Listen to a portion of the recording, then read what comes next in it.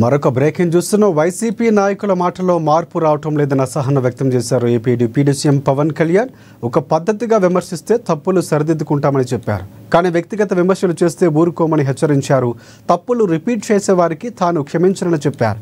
అందరినీ గమనిస్తున్నామని, ఎవరేం మాట్లాడుతున్నారో చూస్తున్నామని అన్నారు పవన్.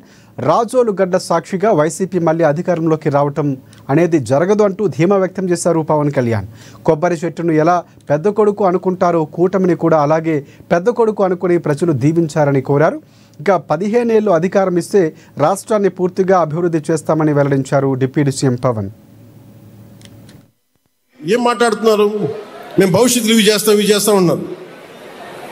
మీకు 5 సంవత్సరాల సమయం ఇస్తేనే మీరు ఏం చేయలేకపోయారు. రాష్ట్రాన్ని ఇంత అస్తవ్యస్తంగా చేశారు. ఇంకొకసారి మీరు వస్తే ఏం జరుగుద్ది? అదే వద్దని చెప్పి మనం ప్రజలు పక్కన పెట్టారు. ఈ రోజుకి వాళ్ళు తీరుతీరుని మార్చుకోవట్లేదు. చాలా తక్కువ సార్లు గత ప్రభుత్వం గురించి మాట్లాడతారు. వాళ్ళు ఈ రోజుకి వాళ్ళ బూతులు మారట్లేదు, వాళ్ళ బుద్ధులు మారట్లేదు.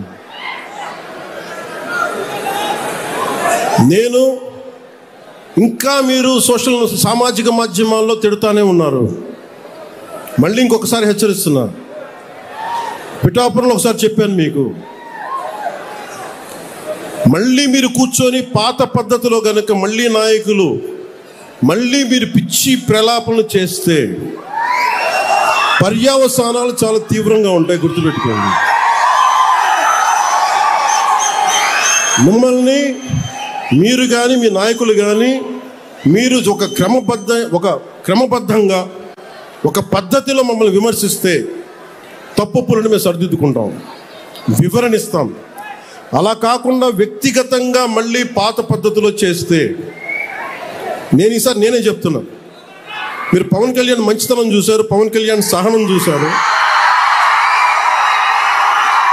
పవన్ కళ్యాణ్ గట్టితనం మీరు చూడలేదు. ఎప్పుడు దయచేసి అక్కడ దాకా తీసుకెళ్ళకండి. మళ్ళీ ఏం మాట్లాడుతున్నారు? మేము భవిష్యత్తులో ఇవి చేస్తాం ఉన్నారు.